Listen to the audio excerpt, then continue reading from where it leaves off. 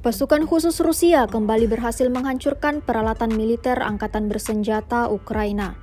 Rekamannya ramai beredar di media sosial Telegram pada Jumat 17 Mei 2024. Memasuki tahun ketiga, invasi Rusia ke Ukraina semakin menggila. Ditandai dengan bertambahnya jumlah peralatan militer Ukraina yang rusak di medan pertempuran. Apalagi baru-baru ini pasukan khusus Rusia menghancurkan tank angkatan bersenjata Ukraina di wilayah Kharkov. Mengandalkan pesawat tak berawak dan rudal mematikan, pasukan Moskow membuat pasukan Zelensky alami kerugian besar. Sejak video ini beredar, beragam komentar dituliskan warganet.